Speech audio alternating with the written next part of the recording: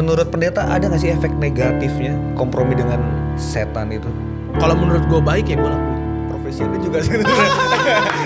Agak-agak Tapi kejujuran ada.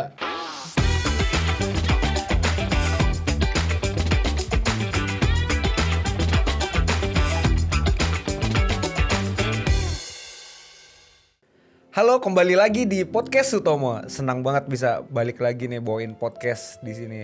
Topik kali ini agak menarik karena bintang tamunya juga menarik. Boleh perkenalkan diri, Pak? Aku Abednego Pakpahan. Pendeta. Pendeta muda ya. Gembala di mana sekarang? Sekarang aku gembala di Pondok Ranji, Bang. Oke. Satu alma mater, for your information ya, kami ini satu alma mater. Pak Pendeta angkatan berapa sih waktu dulu? Kalau aku angkatan 2014, Bang. Tamatnya 2018. Bukan 2013 ya? Bukan, salah orang. Emang? Iya, betul, Bang. Saya kirain angkatan 2013 Enggak, karena sering saya nongkrong sama teman saya itu kayaknya. Iya. Saya mainnya memang sama kakak tingkat terus. Kakak tingkat terus ya? Iya. Cewek Jarang. juga kakak tingkat? Enggak, jangan lah. Oh, jangan dibahas di sini, oke. Siap. Jadi Pendeta Abed ini akan menemani kita untuk membahas topik yang menarik, topik berkompromi. Ini topiknya agak-agak sedikit bisa dibilang sepele, tapi kalau disepelein ya gaswat juga sebenarnya. Betul, Bang, betul. Kalau menurut Pendeta Abed, kompromi itu apa sih? Kalau kompromi menurut aku ya, jadi satu sama lain itu membicarakan hal untuk tujuan dia ke depan apa gitu. Jadi kayak membicarakan sesuatu hal yang akan datang, apa yang mau kita lakukan. Nah, kan itu bisa juga kompromi ya, Bang ya. Membuat kesepakatan gitu Iya, lah ya. Membuat kesepakatan lah satu antara sama lain. belah pihak Iya, gitu kan. betul. Iya, benar juga. Menurut KBBI juga begitu sebenarnya. Saya udah baca. Oh, siap. Jadi kurang lebih definisinya seperti itu. Jadi persetujuan antara dua belah pihak untuk menghasilkan sesuatu. Nggak dua belah pihak juga sih, atau juga dua masalah atau lebih gitu, untuk membuat suatu solusi yang tidak memberatkan satu sama lain. Nah, tapi kompromi ini bukan kompromi tentang ya saya masalah dengan Anda ataupun orang lain punya masalah, tapi kompromi ini lebih ke kompromi keimanan kita nih. Oh, oke. Kerohanian kita. Itu kan banyak yang menjadi apa namanya? Kalau kita bilangnya ya problematika di zaman sekarang gitu. Iya, betul, Bang. Karena apalagi zaman sekarang zaman yang susah. Kalau bagi saya ya yang nggak kerja di organisasi dan ingin mengupgrade pendapatan, ingin mengupgrade tempat kerja kita kan untuk yang lebih baik gitu, tantangan itu pasti ada. Iya. Terutama hari Sabat itu kan. Betul, Bang. Jadi kalau dipikir secara kebutuhan saya butuh gitu kan, tapi dipikir secara kerohanian itu bertentangan gitu. Menurut pendeta gimana sih? Kalau berbicara mengenai kompromi, ini bicara ke hari Sabat ya, Bang. Yes, Ini karena Abang sempat singgung. Pribadi aku sih bilang kalau namanya prinsip, kan Sabat itu prinsip. Oke. Jadi nggak bisa kita langgar. Nah, mau kita bilang apapun, kita udah harus ada perjanjian. Kalau misalnya kita kerja, ya bukan di organisasi kan, seperti tadi Abang bilang.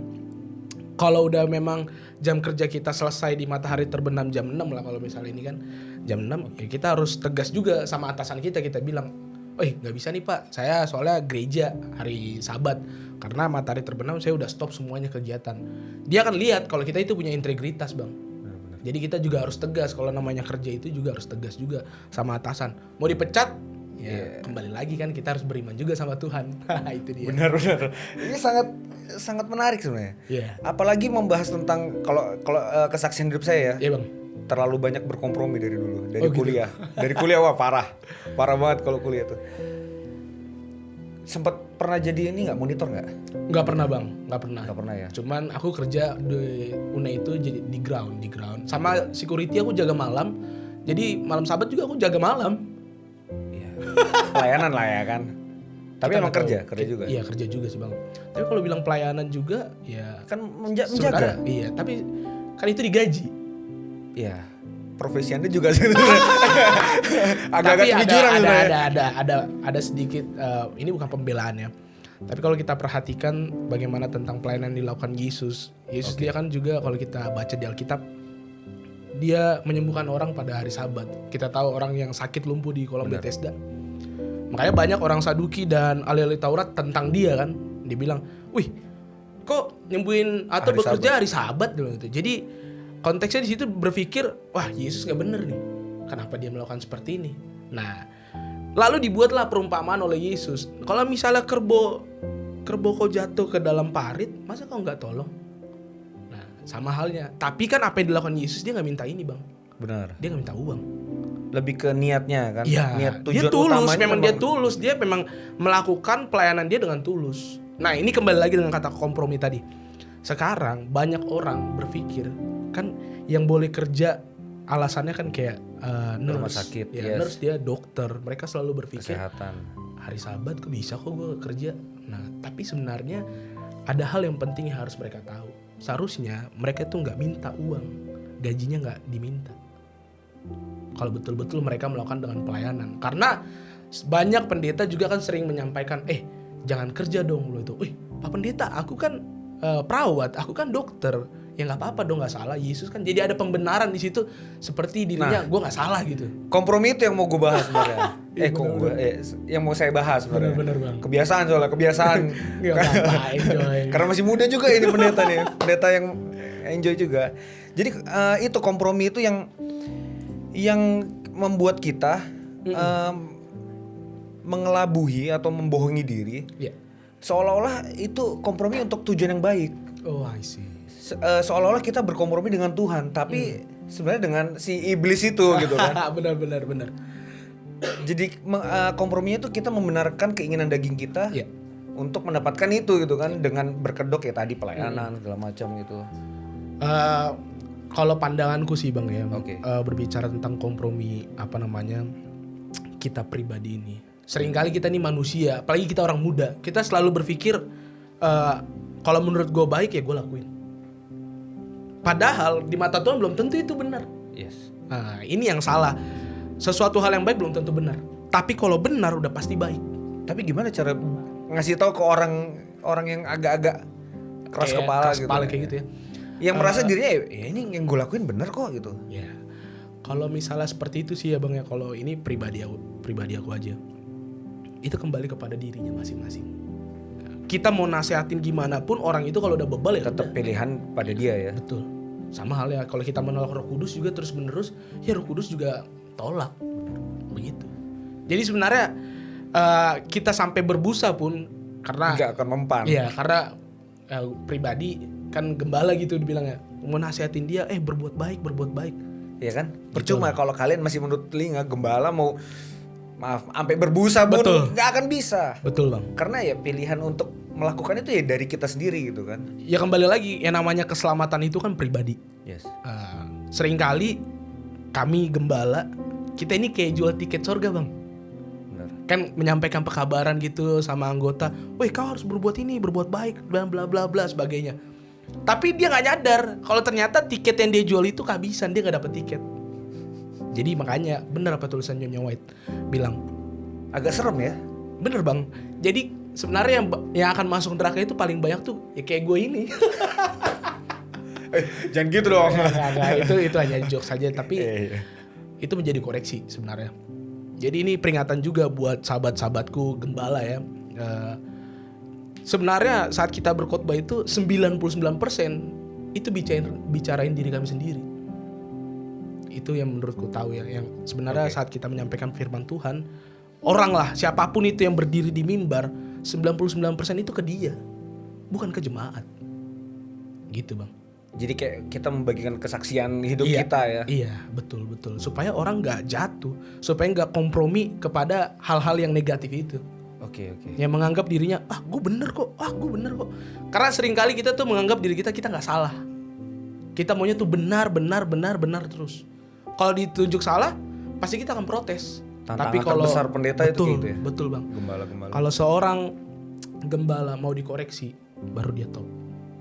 Karena gue punya prinsip, jadilah pendeta yang betul-betul dicintai ya oleh jemaat, bukan disegani. Karena seringkali orang muda segan sama pendetanya, entah apa yang mau diseganin. Seharusnya kita tuh akrab gitu, tapi ini merasa, wah pendeta ini lagi, langsung merasa kayak takut atau ada yang menjauh malah gitu kan. Ya betul bang, karena kita langsung dijudge, dihakimi dan sebagainya gitu ya. Sebenarnya enggak ya, tapi punyalah bagi kita gembala nih, saya cuma kasih tahu aja, Cobalah menjadi pendeta yang dicintai, bukan menjadi pendeta yang disegani gitu. Bukan pendeta yang bisa berkompromi juga. Betul banget bang. Itu. Sebenarnya ini lebih banyak ke koreksi ke diri gue sih bang. Sama. Kalau pengalaman dulu kan pasti pernah lah Iya. di asrama kan. Apalagi temen monitor sendiri ya kan. Jam 4:30 itu musik tuh udah pasti bunyi keras Iya, banget itu kan, lantai 3 Joseph bener. tuh. Asrama Joseph, wah udah pasti tutup telinga pakai bantal. Habis itu jam 5 diketok-ketok kan, tok worship. Udah besok Tapi aja kita gitu. asik tidur aja gitu. Asik Karena kita tidur, merasa, gue capek, ngapain gue bisa kok renungan pagi sendiri. Gue bisa kasih Indomie kok besok malam. benar. Iya kan? Itu Itu yang kan sering terjadi. kompromi Bang. yang sering terjadi. Betul. Karena kita berpikir sering kali, ngapain harus rame-rame worship? Kan pribadi sama Allah. Itu juga yang membuat orang muda itu banyak. kompromi juga sebenarnya. Betul bang, itu kompromi. Itulah yang tadi saya bilang kan, kayak ya berkompromi seolah-olah itu hal yang baik, Iya. tapi sebenarnya terselubung niat jahat gitu kan, Betul, kemalasan itu untuk pergi ke atas. betul. Karena gue sering juga dulu. Gitu ya bang ya. Sama juga, gue pendeta, Oh, kalau- ambil jurusan pendeta juga sama kayak begitu. Sering juga bolos worship. Kirain kami doang yang non filsafat. Enggak sama. Oh kalau juga. cek absen tuh ya garis semua itu. Titik semua malah ya. Udah Jadi, akhir bulan. absen semua gitu. Akhir bulan langsung dah apa Daftar ulang. umami gitu. Sebelum daftar ulang. Kalau itu udah parah berarti. Ya begitulah bang. Itulah. Menurut pendeta ada gak sih efek negatifnya kompromi dengan setan itu? Pasti ada sih. Efek negatifnya itu ya nanti saat kedatangan Yesus yang kedua kali kita nggak diselamatkan. Memang kalau kita pikir-pikir, ya kapan sih Yesus datang? Dari gue bocah juga Yesus mau datang. Buktinya nggak datang deh. Dan berkompromi itu termasuk dosa atau nggak menurut? Dosa bang. Dosa. Iya. Seperti yang Pak Pendeta tadi Iya. bilang di luar. Bener. Gambaran itu apa tuh? Kok dosa gitu? Gambaran dosa. Karena membohongi Tuhan kah, atau membohongi diri sendiri, atau membohongi orang Seringkali lain? kita lebih banyak membohongi diri sendiri sih bang. Itu dia tadi. Kita merasa yang kita lakukan benar, ternyata enggak. Oke. Itu dia. Karena apa yang menurut kita kayak kita bilang benar belum tentu benar di mata Tuhan. Tapi kalau udah di mata Tuhan itu benar, udah pasti kebenaran. Iya pasti sih. Makanya. Mutlak sih. Itu Makanya. mutlak banget sih. Emang. Makanya itu dia poin pentingnya sih. Poin pentingnya ya. Iya.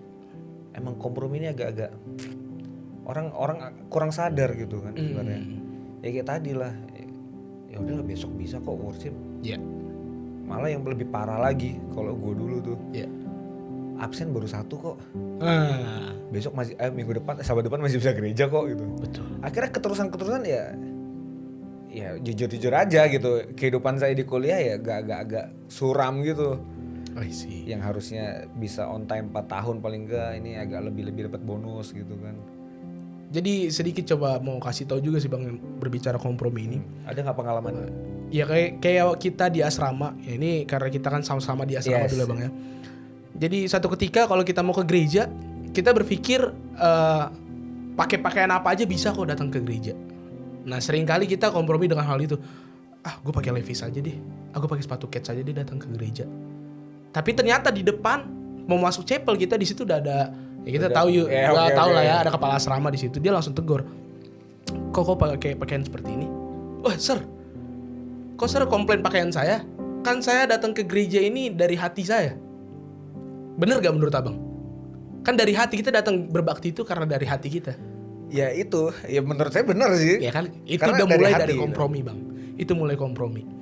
Karena kalau kita betul-betul tulus datang berbakti sama Tuhan, kita akan menggunakan pakaian yang terbaik. Secara tidak langsung kita menghargai Tuhan kan. Iya. Nggak mungkin kan celana lo yang lo pakai ke terminal, ya. Yang lo pakai ke terminal, lo pakai juga ke gereja. Gue gak ke terminal. Iya enggak sih. Coba aja. Intermezzo aja supaya orang tahu. Beda. Jangan dibuka semua di sini, Benar. bahaya. Nah, jadi seringkali kita itu kompromi sama diri kita sendiri, kita merasa kita benar. Itu tadi yang kayak mau datang ke chapel, ke gereja. Kita berpikir kita udah menggunakan pakaian yang terbaik. Padahal ada celana dia lebih bagus, ada celana bahan. Tapi dia gak mau pakai.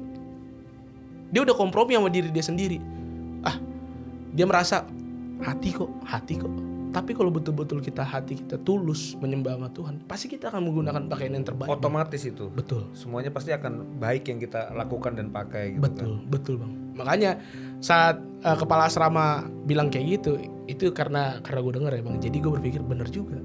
Kalau kita tulus menyembah sama Tuhan, kita pasti akan menggunakan pakaian yang terbaik gitu. Otomatis sih. Jadi pengaruh juga kepada kualitas ibadah sebenarnya. Betul bang. Betul berkompromi. Makanya terlihat sepele.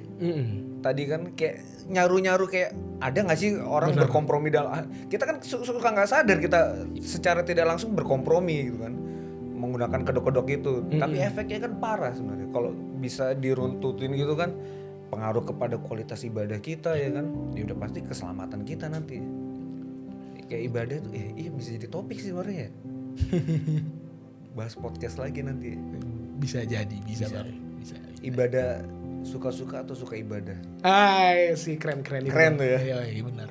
Sebenarnya udah gue siapin sih. Asik. Topiknya udah gue siapin biar kelihatan smart aja gitu. Asik. Jadi tim editor tolong di-cut ya biar kelihatan smart dikit.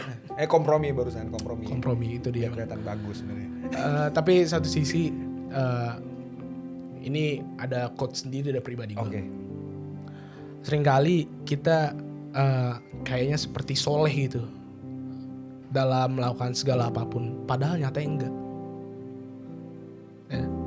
Kita merasa kita menggunakan pakaian kita seperti udah soleh banget gitu, padahal enggak. Makanya satu sisi ini hanya cara pandang gue aja ya bang. Kita sering menjudge seorang. Lo kayak begitu. Kita langsung berpikir negatif sama dia. Kalau pribadi gue sih bang ya, pribadi gue selalu berpikir kesan pertama gue sama orang harus positif dulu. Mau gimana pun dia jahatnya itu tergantung dia. Jadi gue nggak mau kompromi sama diri gue sendiri, merasa oh ini orang jahat nih karena cara pakaian dia salah. Gue nggak mau kayak begitu, tapi gue berpikir positif dulu sama dia. Dia orang baik, dia ciptaan Tuhan juga, berarti dia pasti orang baik. Amin. Walaupun kita nggak tahu di hari depannya mungkin kita diselengkat nanti kan membuat diri kita jadi sakit hati kan ya. Itu urusan nanti Tuhan yang ngatur. Iya, betul juga bang. Bagus juga nih, bagus, bener-bener bagus. Jadi kita dilatih, disarankan untuk mensugesti diri kita, berpikiran positif terus. Kesan pertama ketemu orang kita harus positif ya kan. Jangan langsung karena bajunya mungkin atau tampilannya kurang gitu kan kita langsung ini orangnya gini. Nanti pakaiannya lebih bagus dari kita juga, wah ini sombong nih gini. Iya betul itu dia bang. Jadi kayak serba salah gitu. Serba salah kan? Saat kita pandangan sama orang lain langsung kayak serba salah. Yang salah itu ya sugesti pikiran kita. Betul. Ke hal-hal negatif dulu gitu. Betul. Makanya ini bagus banget nih Pak Pendeta nih. Wah. Saya jadi tertampar lagi gitu untuk diingatkan. Sama-sama bang. Sama-sama ya. Iya. Pak Pendeta masih apa tuh? Masih suka ngeliat orang negatif gitu? Enggak kan? Ya puji Tuhan sih bang, karena tadi udah aku buat jadi prinsip, aku ngeliat orang pertama kali harus kesannya positif dulu. Walaupun apapun yang dilakukan sama dia, ya kita nggak tahu di hari ke depan, walaupun dia nanti sakitin hati kita, tapi kesan pertama harus positif dulu, supaya kita tuh nggak menimbulkan diri kita dosa. Kan itu kompromi juga. Iya benar. Iya kan? Benar juga. Itu yang saya sedang ajarkan, apalagi kalau kita dengarkan, oh ini orangnya gini-gini cerita dia teman, padahal kita belum ketemu aja belum gitu kan. Kita langsung sering kali seperti itu bang. Kita hanya dengar dari telinga, orang, dari telinga. Itu yang membentuk sugesti kita negatifnya. Makanya kita harus membangun sugesti positif kita lebih kuat lagi supaya hal-hal positif tuh datang gitu kan. Dan kita nggak berkompromi dengan si iblis. Betul. Ada kesimpulan atau renungan singkat mungkin berbicara tentang kompromi ini. Jadi itu kan masuk ke dalam pribadi. Oke. Ya. Intinya kita itu berani akuin kesalahan kita sama Tuhan. Saat kita berdoa sama Tuhan, kita sampaikan, Tuhan, saya selama ini ternyata kompromi sama diri saya. Kita akuin, kita sampaikan. Karena kalau kita sampaikan itu sama Tuhan dan kita akuin kesalahan kita, ya kitab Yohanes sampaikan itu bang. Ya, kalau kita mengakui dosa kita, Dia itu setia dan adil. Jadi Yesus itu setia. Mau kita udah akuin kesalahan kita, Dia pasti akan hapuskan. Nah itulah enaknya kita yang memiliki Tuhan ini, memiliki Allah ini, enaknya begitu. Tapi bukan berarti kita terus melakukan gitu, berbuat dosa ya. Kompromi juga. Iya betul. Ini cuma suatu sugesti lagi yang mau aku sampaikan. Boleh. Saat kita melakukan dosa, coba berpikir kita lagi ludahin Tuhan, kita sedang cambuk Dia berulang kali lagi. Jadi cobalah kita berpikir supaya nggak berbuat dosa. Ya walaupun bukan berarti gue suci bang, tapi kita coba berpikir kalau saya lakukan dosa, berarti saya sedang ludahi Yesus saya sedang cambuk Dia lagi. Ya gue merinding sih bang kalau bisa bilang seperti itu, gue merinding banget. Gue tiba-tiba terdiam gitu kayak, iya benar juga sih. Itu dia. Tamparan keras sih sebenarnya. Ya, betul bang. Secara nggak langsung nih saya tertampar. Dan satu lagi kalau untuk memperkuatkan kita supaya kita nggak kompromi, gue punya prinsip pribadi. Gue harus baca Alkitab, nggak bisa satu pasal, gue baca cuma 1 ayat setiap hari. Kalau gue bener-bener gak sempet ya bang. Tapi kita harus sempatkan diri baca 1 hari itu minimal ada ayat yang kita baca. Beda dari renungan pagi, beda dengan renungan malam ya. Karena itu kan udah kewajiban kita untuk pribadi kita sama Allah. Tapi kalau untuk pribadi baca Alkitab, luangin waktu baca. Kalau nggak bisa 1 pasal, karena kan ada folder Bible, itu kan ada 4 pasal, 3 pasal atau sebagainya, kan menurut kita banyak kan nih. Terlalu banyak. Iya. Kita potong aja jadi 1 pasal. Nggak bisa lagi 1 pasal, 1 paragraf atau 1 perikop. Kayak kita baca. Ya kalau nggak bisa juga merasa kepanjangan nih. Apalagi kalau disuruh baca 1 pasal Mazmur 119. Ya 119 yang panjang begitu banyak ya bang. Pasti kita akan capek. Ya kita baca aja 2 ayat, 1 ayat. Supaya kita tahu tuh apa sih hari ini apa yang mau gue lakuin. Dari ayat itu kita dibantu. Inilah bentuk kompromi dengan Tuhan sebenarnya. Betul bang. Bukannya kayak kita ada sisi positif dan negatif lah pokoknya. Bukannya kita mau mengurangi bacaan itu betul, ya. Betul. Cuman itu mempermudah kita untuk mencerna semua firman-firman di Alkitab itu. Puji Tuhan. Ini saran yang bagus sekali. Terima kasih. Waduh, podcast kali ini pokoknya luar biasa, ini bintang tamunya luar biasa. Next luar biasa tuh. Main-main kesini lagi ya? Kan pasti dekat. bang. Kan boleh. Hari kerja juga gini nggak apa-apa gitu. Siap bang. Karena kan kalau hari Sabtu pasti melayani gembala di jemaatnya kan. Iya bang. Pokoknya pantengin terus YouTube-nya Podcast Sutomo karena banyak hal-hal menarik, topik-topik menarik yang akan kita bahas gitu.